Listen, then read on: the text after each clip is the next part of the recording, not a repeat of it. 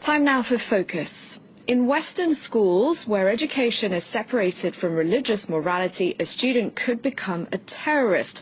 The words of the principal of a school in India funded by Hindu nationalists. Their influence has grown since Prime Minister Narendra Modi came to power. His party, the BJP, rewriting school books to the disadvantage of minorities. Shreya Banerjee reports. It's test day for these school students. The test, with 100 questions on Indian culture, is the first of its kind. It's been organized by India's ruling Hindu nationalist party, the BJP. It's not part of the curriculum, at least for now. We Indians are moving further away from our heritage. That's why we have this test, so that we can build a prosperous nation. This man is a BJP party worker, not a teacher. Around 1 million students in the northern Indian state of Uttar Pradesh are taking this test. The questions are mainly on Hinduism. Where is the only temple of the Hindu god Brahma? When did the Hindu calendar begin? No other religion is mentioned. No mention, for example, of the 300 million Indian Muslims. But the students find nothing amiss. The test is focused on India, Indian poets, Indian movements, wars. We learn about our president, our prime minister, their programs and policies. Whatever we study enters our mind and increases our knowledge so that we can succeed in life. The test organizers are open about their intentions. They want to rewrite history.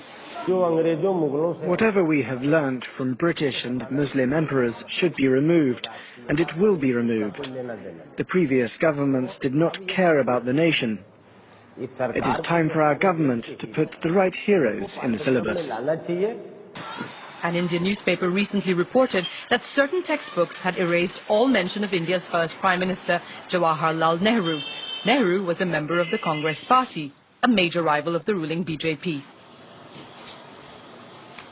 That's not the only change, says this historian.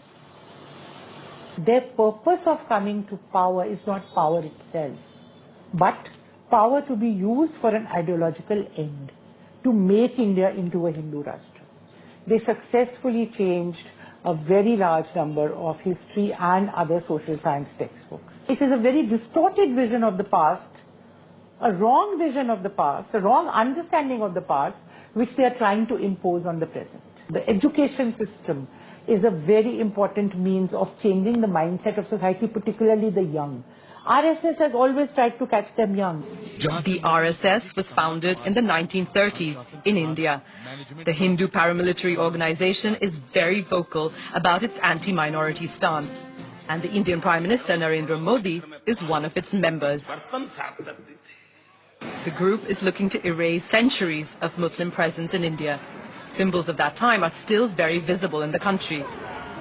This is a school fully funded by the Hindu nationalists. The RSS says there are at least 12,000 of these in India, with 3.5 million students. Every morning, the children begin their day with a prayer.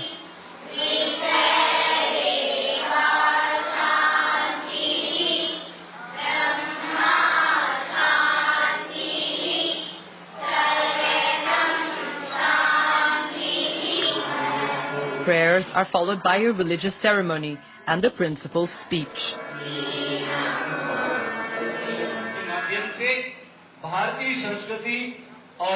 The students do the same exercises every day.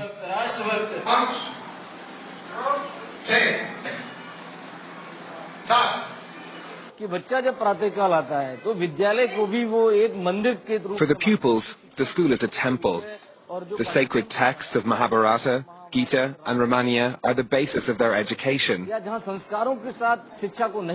In Western schools, where education is separated from religious morality, a student could become a terrorist.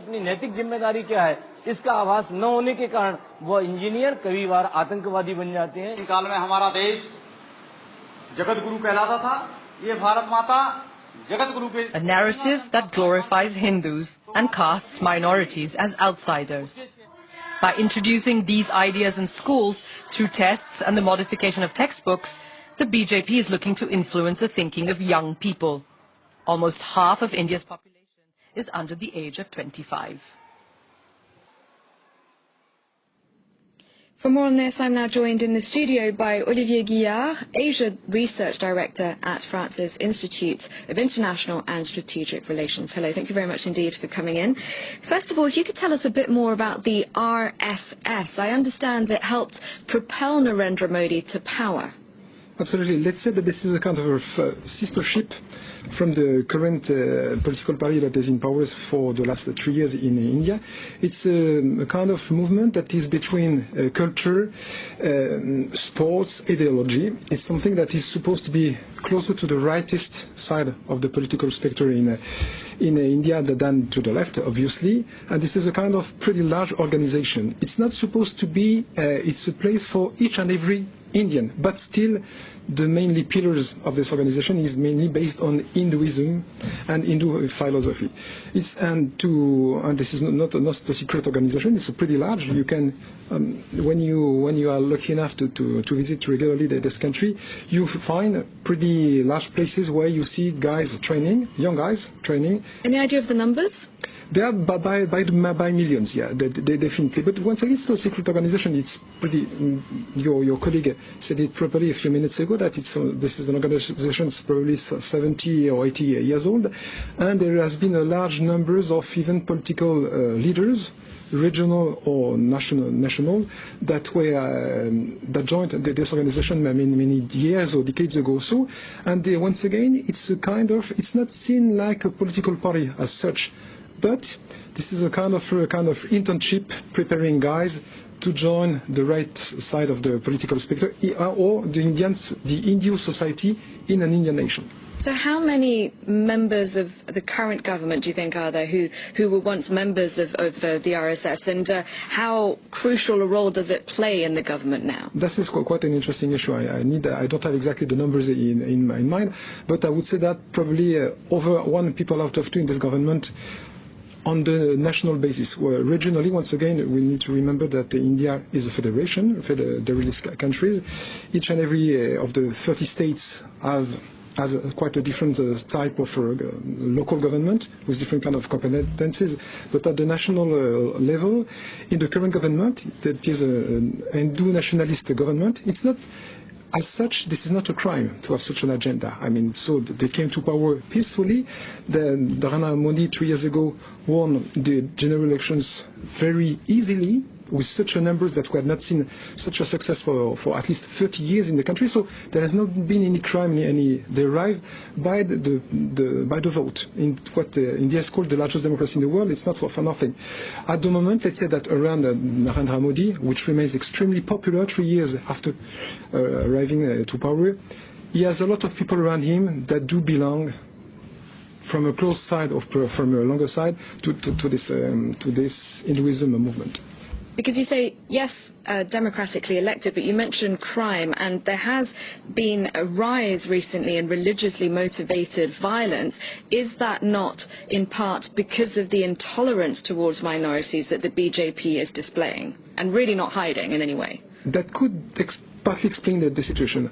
After that, you just need to look 10 years ago, 20 years ago, 30 years ago. I was a student in this country 30 years ago. They were already in ethnico-religious confrontation and violence between Hindu and Muslim, between Hindu and Christian, between Christian and others.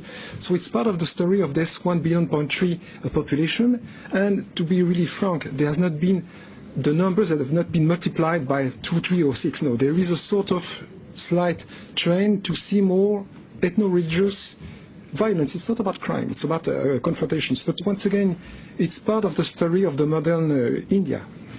What about dissent, though, cracking down on dissent? Recently there was a high-profile journalist who was killed, and she was a critic of Hindu nationalism. Is that not something that is peculiar to recent times and the atmosphere at the moment in India? I don't believe so. I mean, if this is based only on one fact, it's not enough. It's not a scientific perspective. Just think about something. Mahatma Gandhi, the philosopher behind the modern vision of India, was killed by an Hindu fundamentalist. So it was 70 years ago. So I have not seen in this country that has probably one of the largest and freest press situation in the world, I have not seen such a huge tsunami or surge of such crime. It's a sad story, but still, we cannot say that the situation today is so complicated in India for the journalists. It's not the case. It's probably one of the freest press in the whole Asian region. So the wider population still very much supports Narendra Modi? Definitely, yeah.